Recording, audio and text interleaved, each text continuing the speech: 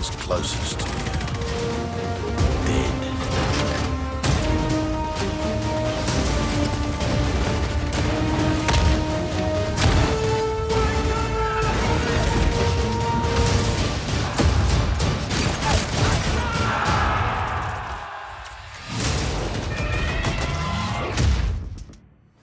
Hi, I'm Stella Chung from IGN, and welcome to Spotlight, the first in the EA series that connects you to the games you love and the people who make them. Leading up to EA Play Live on July 22nd, EA invited me to come chat with the developers who are defining the future of first-person shooters. So, please join me in welcoming Vince Zampella, founder of Respawn and Group General Manager, Chad Grenier, Game Director for Apex Legends, Christian Grass, General Manager of Ripple Effects Studios, and joining us live from DICE headquarters, Oskar Gabrielson, General Manager of DICE. Today we're going to talk about first-person shooters, especially Apex Legends and the recently announced Battlefield 2042. So let's jump in. This is an insane group. So doing some quick calculation, how many years of game dev experience do we have here? I've got almost 20 years. For I just spent you? all of it with Vince, actually, yeah. Oh. Oh no. I'm sorry. Are those happy years? It's been a roller coaster. Okay. And No, how they've about been you? good. So I've been with DICE for 20 years as well, but with Vince only for 2 years. So 2 good years, though, really good years. I like that you specified that they're 2 very good years.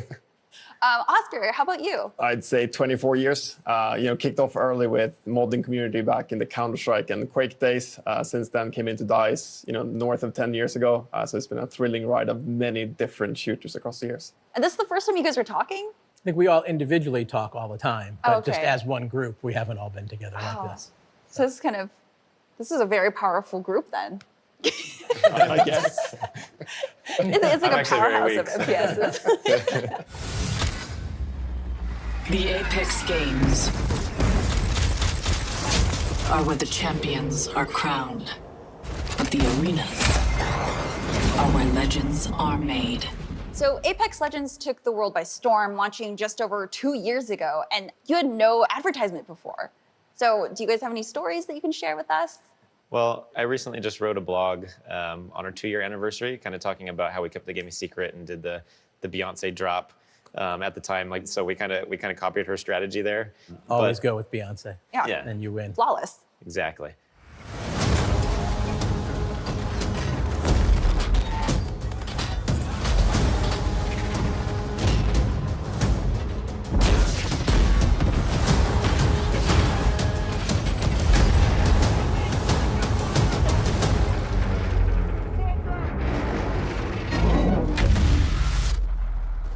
You revealed Battlefield 2042 to the world last month. How does it feel to have the news finally out there? Well, I think the theory is when you build a game and you're kind of looking forward to announcing it, you're supposed to feel excited and pumped and thrilled and all those kind of positive words. Yeah. The honest reality is pure agony the last couple of weeks before you show off, I think. You have teams that spend years and years and years, hundreds and hundreds of game creators creating these games, and then you get this final moment where you get to show the game to the world, and you never know what reactions are going to be, but of course, super happy to be able to show the game to the world. It's something we're super pumped about. So tell us about the game and its trademark game events that are truly next level. Not many times in your career do you get the chance to go through a console transition. So when we got the chance now to work on a new generation of consoles, it really enabled us to rethink some of the kind of core building blocks of Battlefield, delivering a game at a scale we've never done before. And it comes both on the land masses you play Battlefield on, but also the player counts. Getting the chance to play with 128 players on an army scale kind of warfare setup. We added a lot of really cool gear to the game, things like grappling hooks, wingsuit. And then for some really cool reason, we elected to say, what about a real-time tornado? Real-time tornadoes are cool, right? What about adding one of those to Battlefield? And then what happens if you take that and you combine it with a wingsuit so you can kind of propel yourself to the other side of the map? These tornadoes, they kind of help in kind of grand way when you play. There's been more than a few playtests in which you're in this really intense situation where you're honestly pretty screwed. And then a lovely tornado shows up and just sweeps all the enemies in front of you. You're like, hey, that worked. High five, Mr. Tornado. And I think those kind of really big Levolution moments that we're introducing as part of Battlefield 2042 is what makes the game special. You need to play on your toes every single second because you never know what Mother Nature throws at you. Can you shoot like into and out of the tornado? course you can shoot at a tornado. And that's one good way of understanding that the storm's actually approaching is just kind of looking up at the trees. If they're starting to bend a bit too much, you probably are supposed to start running because you're going to get, swept up by that tornado sooner or later. Can you tell me how long the team has been working on the game? Yeah, so this is a 3-year cycle for us, and that really has enabled us to both take a big leap when it comes to tech. So we're running on a completely new version of Frostbite, which has enabled us to push both visual fidelity and core gameplay as a result. And really to kind of hone in on the concept. You've seen us talk about our no-path specialist, our new characters, and we've invested a lot of time and kind of love and passion into the storylines and the worlds and the war we're portraying. So we're super happy to get the chance to do that. So DICE and DICE LA have had a long history with Battlefield, but before we talk about the history, DICE LA just rebranded. So can you tell us all about that, Christian? Yeah, so the studio was formed 8 years ago as a way of expanding the capabilities that DICE had to build Battlefield. We wanted to push this idea that we have in the studio where we really want to drive quality in everything we do as a studio. And in order for us to do that in a really good way, we believe that you need to be good at listening. You need to listen to the people that work in the studio to kind of find these good ideas, these kind of nuggets of good ideas that we then try to turn into something real. And that sort of is ripple effect for us. It's this idea that great things have small beginnings, and that's kind of what a ripple effect is. But we're super excited about the name. We feel like it represents us. It flows well. It's a good name. So the work that Oskar and Christian have been doing for Battlefield hasn't even been revealed yet. But Christian, I'm hoping that you can maybe give us a little bit of a hint. So I can't say that much about it. What I can say is this, though, is that one of the components in this experience that we're creating is that we're adding some of the fan favorite maps back into Battlefield 2042. But the entire experience, you have to wait a bit longer before we reveal what that is.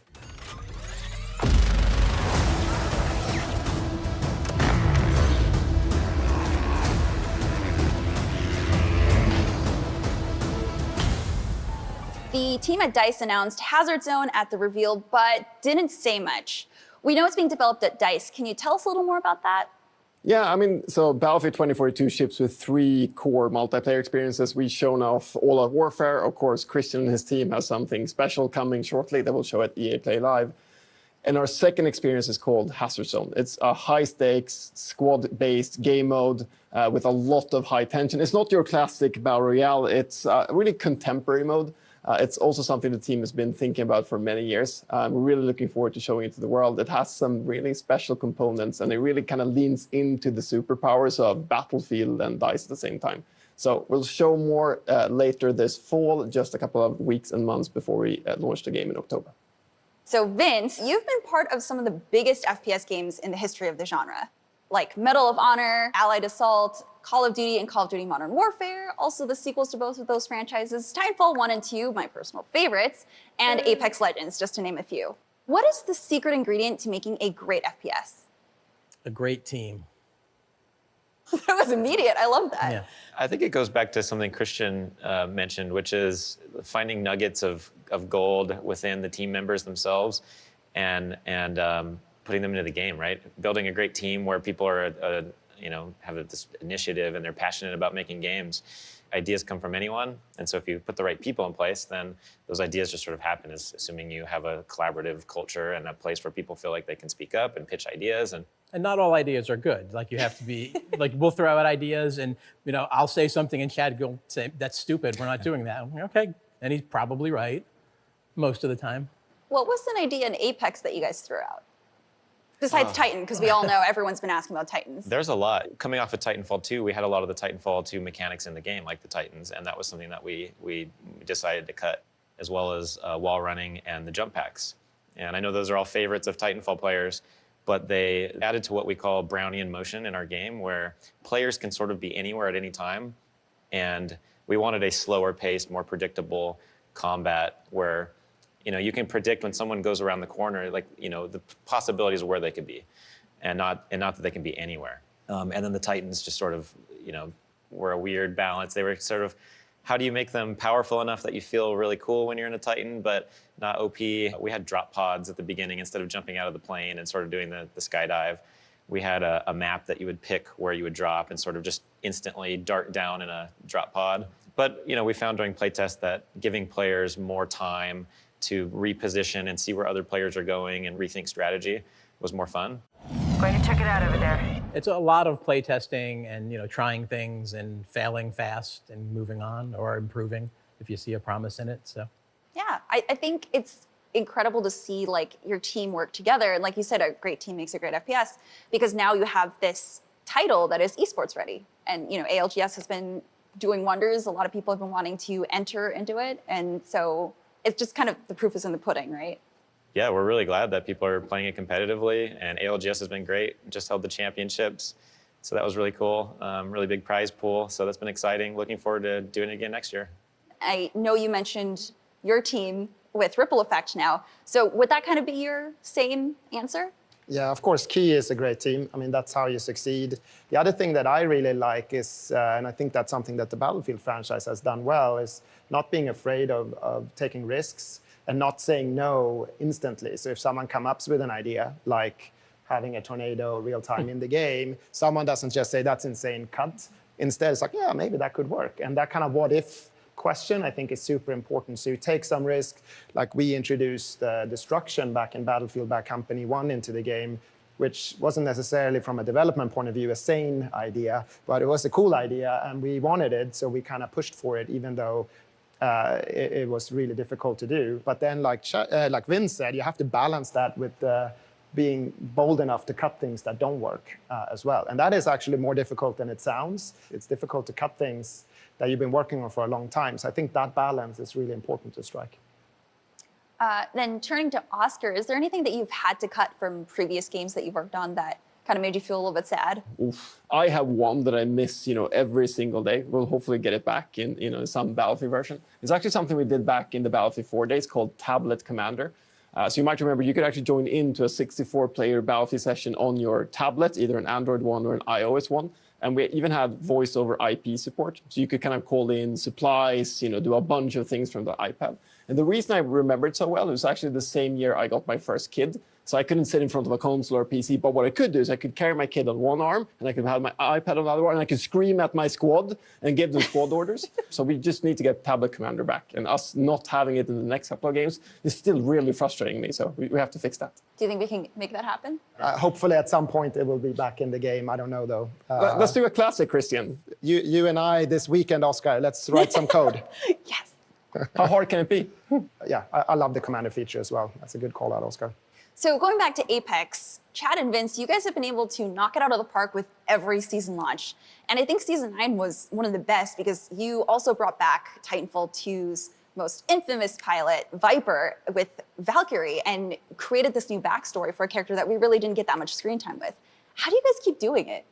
Well, our writing team just loves Titanfall, and they're trying every moment to try to squeeze something in. We've seen that the fans really love it too, and so when there's an opportunity, we obviously want to do it. The team is just generally very familiar with all of the characters and the universe and all the lore. So sometimes it's a natural fit, and sometimes we just we'll pull in Ash to run the arenas or something like that. It's all in the same universe, so it happens fairly naturally. I think I saw that you guys even pulled in a community member to the writing team, right? I think that's incredible. What was your decision-making process on that? Yeah, as the game gets bigger and we've got more devs working on the game, we needed to really document and start cataloging our lore and what we've done and what we haven't done and who's who. And so he had already been essentially doing that for free. And so we just reached out and asked if he wanted to work for us. And yeah, now he works at Respawn, and he's sort of our lore expert now. Oh my God, that's amazing. Yeah. I mean, the universe is something that we're building on and we have big plans for in the future. So it's really important that we keep our heads straight on everything, because it's not always easy. Yeah, and I noticed that you also brought in, I think, community artists for all the Apex panels and even on Twitter, not even just in-game. So how do you find these people, these artists, and how do you pick them? Man, there's been so much good art. We don't ask for it. They just post it. And it's amazing. Thank you all. It blows our minds. So we've done a bunch of things with the community, and honestly, we're just getting started. We're gonna, hopefully do a lot more. We've reached out to a few people, and they've done some comics for some of our seasons. We just partnered with someone in the community to do an animated Pathfinder video. Game over. Thanks for playing. And yeah, just getting started. There's so many amazing artists out there, and you know, we're also hiring, so they can always apply also. But they're doing great work. That's amazing. I Nice think job it's so getting cool. that in there. Yeah. I think that's amazing that you've been able to tie the community into this and kind of give back in that sort of form. I love it so much. Even the casual comics that I see retweeted on the Apex Legends Twitter account, I think it's really cool that you've been able to bridge that gap between people who are so passionate and aren't necessarily developers or in the gaming industry, but they just want to share their love of the game. And you guys have like embraced the community, which is incredible. Yeah, and we've been partnering with them to actually help get them actual lore so they can release their own comics and things that are actually, you know, like a legit backstory, and it's not just their own creation. But Yeah, I think that's awesome. Some legends fight for fortune, others answers. But we shall all be forged in the glorious realm. Mirage, quiet. What was the inspiration for Apex Legends? Well, we were really passionate about making a team-based game, and we initially were prototyping with different classes and how do you create team play. And so some of our early legends were like Lifeline, you know, being the combat medic. Pathfinder came over from Titanfall 2 and sort of naturally found some abilities. That was fun. But I think once we honed in on making the game about the actual legends, not so much the abilities or the gameplay, but more through the eyes of these legends, that's when the game really took off from a development point of view. And a lot of the team just got really passionate about the actual legends themselves and who they are. And then things start lining up and making sense, like, why is Bloodhound doing these abilities? And I think that's when the team sort of became aligned and started working together. We talk of victory and slaughter. Yeah, and I think we were looking at what was happening kind of as we progressed after Titanfall 2, like where we would take multiplayer and kind of looking at, you know, the Battle Royale space and it kind of blowing up, and we wanted to take that and do something new and unique with it. So kind of combining the, you know, the character-based play with that just made sense.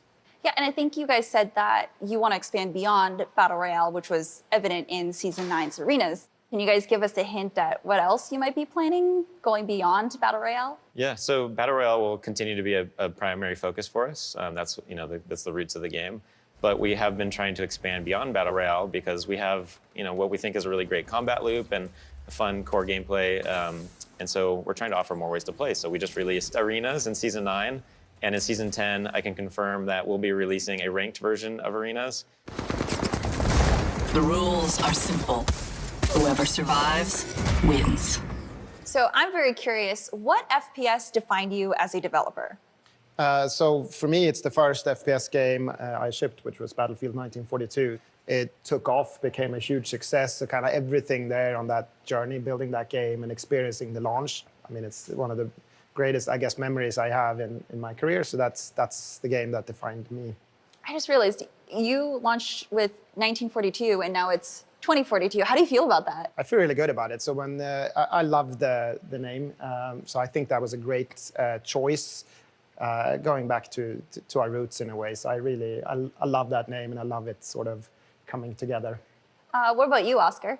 Yeah, I have to go back to my classic Counter-Strike days. I know I spent decades and decades, it feels like, in the game. I still, like on a rainy Sunday, instead of actually playing like proper multiplayer games, I will just join an empty Dust 2 server and I will work on my smoke grenades just to make sure. I don't know why. I haven't given up on that dream of becoming a pro player. It'll never happen, but it's still my go-to game on a rainy Sunday.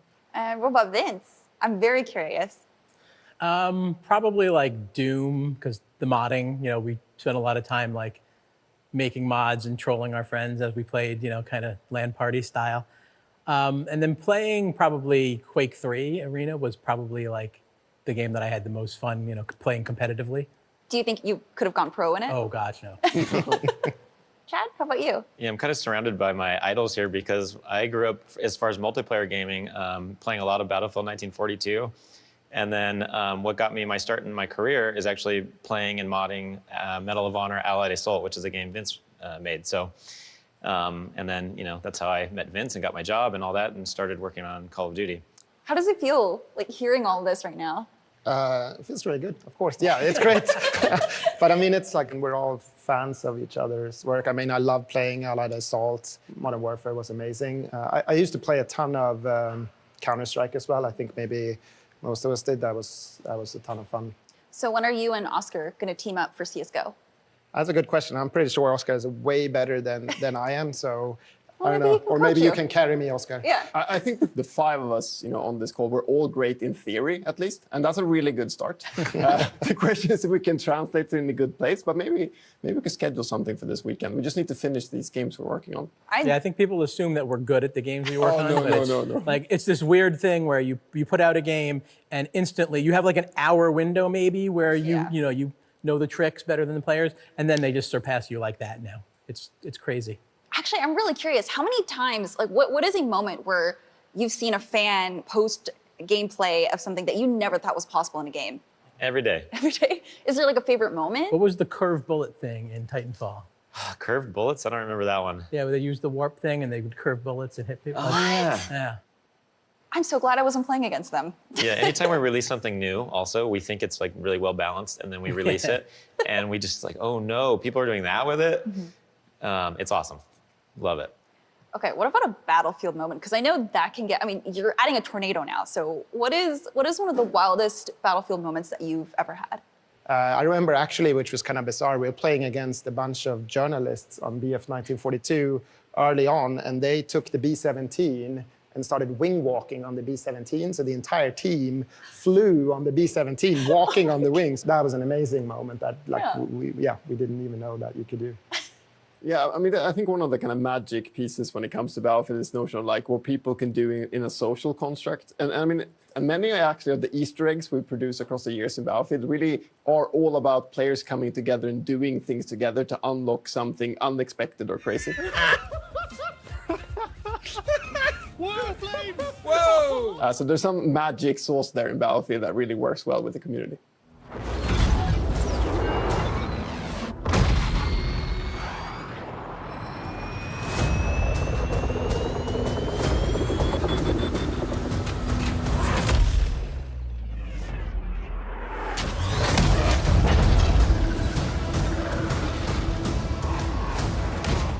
So earlier this year, EA moved Need for Speed to go all in on Battlefield.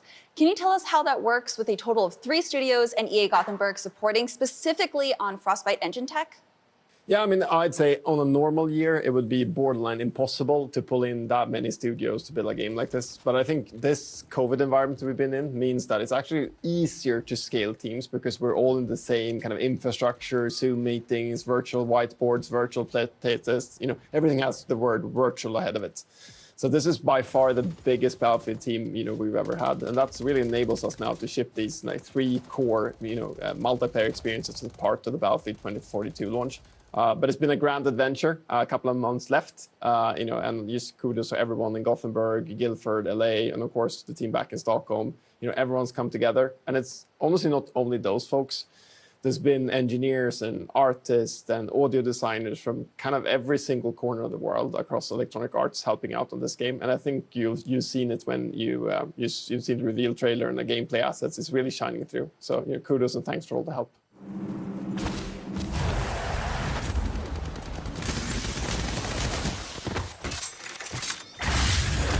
Things are about to get mighty interesting. So, Chad, we're coming up on the next season of Apex already. What are some lessons you've learned from the past year?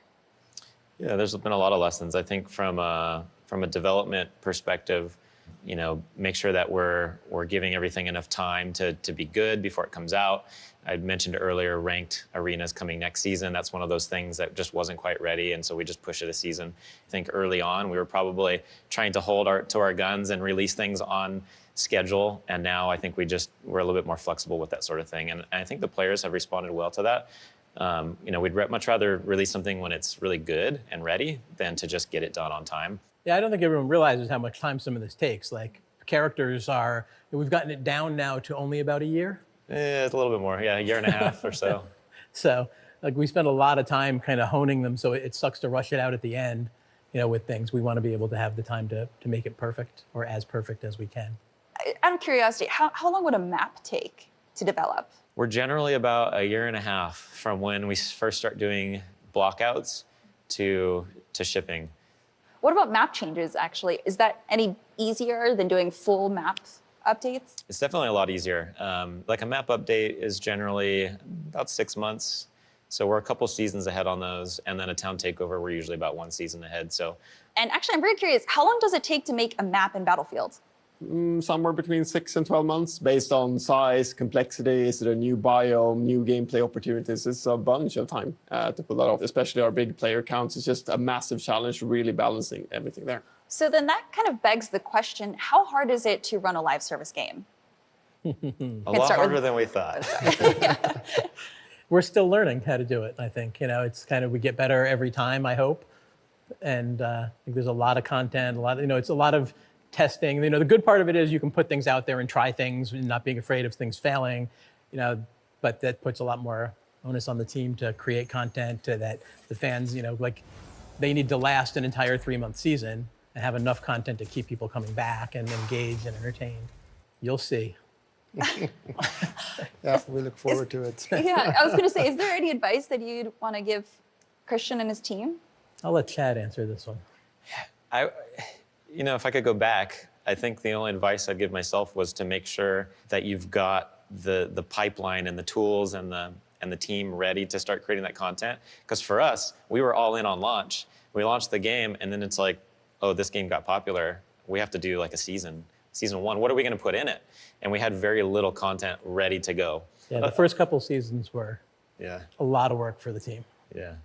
We've slowed it down now and kind of balanced, we want quality of life for the team too, so we kind of always try to ride that line, but the first couple were We were also just very used to 2-year-long or more development time and then a big release.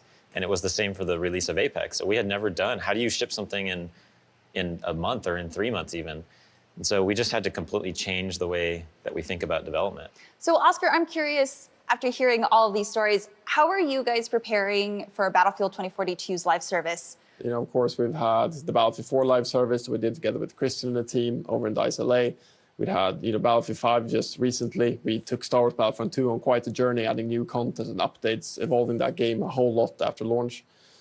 So we have a couple of tricks up our sleeve as we get to the live service for Battlefield 2042. And many of those learnings actually came from Apex Legends and all the great work the Respawn team has done with that game. Yeah, I mean, with this job, you kind of get to learn new things every day. We constantly grow and change and push the boundaries. So it's one of the most exciting things about doing this. Yeah. You also feel like when you release a game that you worked on for that long and you're done, my experience, the team kind of feels like they wish they could have done this or that. Yeah. It's never quite done, right? It's sort of the artist mentality. So the nice thing with live service, it's like, well, it's not done. You can keep doing, you can keep changing, you can keep polishing or doing whatever you want. So there's a benefit. You also get that instant kind of gratification. So normally we spend 2 to 3 years before anyone sees what we're doing. Whereas in a live service world, we can create something today, and then a few weeks later, it's in the hands of players. When we were doing the community test environment for BF4, that loop was even shorter. We did something on Monday, and it was in the hands of players on Tuesday, because it didn't have to be perfect. It was a test environment. And our developers love that instant feedback that you get from something and kind of working that closely with the community. It's very different from the quiet and secretive for 2 years, and then we launch it.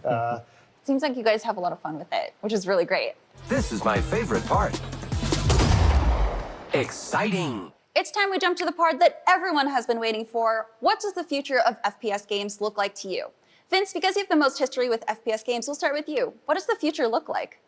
Apex versus Battlefield. Love it. Deathmatch. We're going to bring it on. I don't know. I think the best part is we don't really know yet. There's so many things that we haven't even thought about or put thought into yet that it's exciting. And we get new consoles now, so we see the power that we haven't even really started to unlock yet. So that'll get better and better.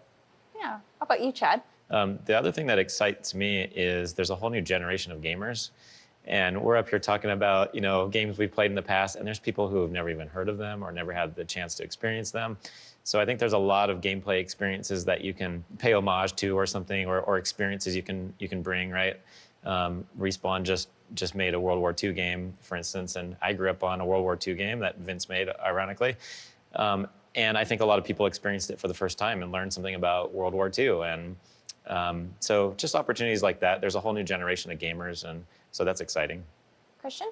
It feels like there's so much more we could do and should do on the kind of social side of our games. If you look at a traditional sport, you could kind of, I don't know, you could go outside and just kick a ball or throw a ball, and you can watch it on TV, and you can go to a stadium and watch it, and you can participate in fantasy versions of it, and it's like it becomes more than just that actual game, whereas I feel like we're only at the beginning of that, where we can turn it into more of a social thing where you hang out in this world, in these worlds that we create, not just to compete, but also just to be there with your friends. I think there's a ton of exciting potential there. Oskar, I'm very curious as to what your answer is. Cloud computing has really changed a bunch of other industries, and gaming kind of barely touched on it. So if you think about a game like Battlefield, we have things like AI in the game now, destruction, actually procedural level creation. And the next-gen consoles, there are, of course, super powerful. But if we move much of that logic out to the cloud, which is kind of servers in other language, we can do some really high-scale computing that we haven't been able to do in the past. Destruction, visual fidelity. And I think it's just a couple of years away, and then you'll see some pretty cool shooter games out there, I'd imagine. But we'll see. Soon, trademark. Battlefield 2042 being one of them? No comments. Oh, okay. So, Chad, what should we expect from EA Play Live on July 22nd? Yeah, so our next season is rapidly approaching, so we're going to be unveiling some new information around our upcoming season, including some information about our next legend. He is very interesting and unique in many ways, and I think players will be really excited to learn about him. I'm very excited to learn, and I'm assuming you can't share more about that, but I'm so excited. So, Oskar, what should fans expect from Battlefield 2042 at EA Play Live on July 22nd? So I think it's that mode that was on a whiteboard for many decades and many years and never kind of happened, and now Christian and his team in LA have been, orchestrating and building it. So, Christian? Yeah, I mean, it's super exciting, and of course a bit nerve-wracking, kind of showing something for the first time, but hoping that the players, the community will really embrace and like what we're going to show them on July 22nd. Yeah. I think they will, Christian. It's cool. It's really exciting. It's cool. Yeah. It's really cool. It's the passion from the team comes through, every time they show it off. It's amazing. Yeah, Christian and his team actually showed Lars, Mr. Battlefield Gustafsson, that experience just a few weeks ago. And Lars, as you might know, has been with the franchise for the 2 decades it existed. I think he was jumping around on the Zoom chair, really, really happy with what we saw. And I think that's a great testament to what to expect at EA Play Live. So get a sturdy chair ready to watch it. Well, thank you guys so much for joining us here. Thank you for having me. It was so great to hear everyone's experiences, and I'll let you guys get back to your game development. I'm so excited to see what you guys have in store for us. So thank you for joining. Thank you. Thank you. Thank you. Thank you for joining us for this first Spotlight. More from the EA Play Live Spotlight series coming soon. Follow @EA on Twitter or go to EA.com for the latest updates. Also remember, EA Play Live is July 22nd and you don't want to miss that. I'm Stella Chung from IGN, and this was a ton of fun. Thanks everyone for joining, and I'll see you on the battlefield.